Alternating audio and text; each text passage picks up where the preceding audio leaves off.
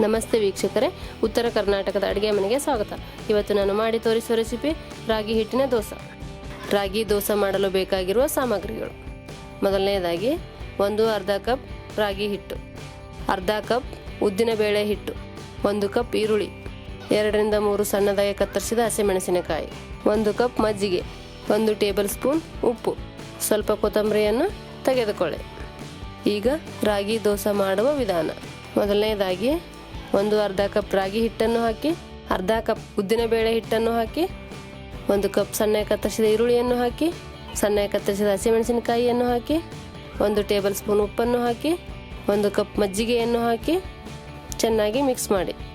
ಈ ರೀತಿ ದೋಸೆ ಹಿಟ್ಟಿನ ಹದ ಬರುವವರೆಗೆ ಕಲಿಸಿಕೊಳ್ಳಿ. ಈಗ ಕೊತ್ತಂಬರಿ ಸೊಪ್ಪನ್ನು ಹಾಕಿ ಅರ್ಧ ಗಂಟೆ ನೆನೆಯಲು ಬಿಡಿ. ಈಗ ಅರ್ಧ ಗಂಟೆ ನೆನೆದಿರುವ ರಾಗಿ ಹಿಟ್ಟನ್ನು ಹಂಚಿನ ಮೇಲೆ ಸ್ವಲ್ಪ ದಪ್ಪಗೆ ಹಾಕಿ, ಯಾಕೆಂದರೆ ಇದರಲ್ಲಿ ಈರುಳ್ಳಿ ಇರುವುದರಿಂದ ತಳ್ಳಗೆ ಮಾಡಲು ಆಗೋದಿಲ್ಲ.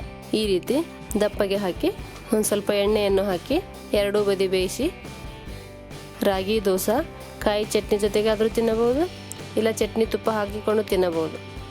ಎರಡೂ ಬದಿ ಬೇಯಿಸಿ ತೆಗೆದರೆ ರಾಗಿ ಹಿಟ್ಟಿನ ದೋಸೆ ಸವಿಯಲು ರೆಡಿ. ರಾಗಿ ದೋಸೆ ಮಾಡುವ ವಿಧಾನ ನಿಮಗೆ ಇಷ್ಟವಾದಲ್ಲಿ ಲೈಕ್ ಮಾಡಿ, ಕಮೆಂಟ್ ಮಾಡಿ, ಸಬ್ಸ್ಕ್ರೈಬ್ ಆಗಿ. ಧನ್ಯವಾದಗಳು.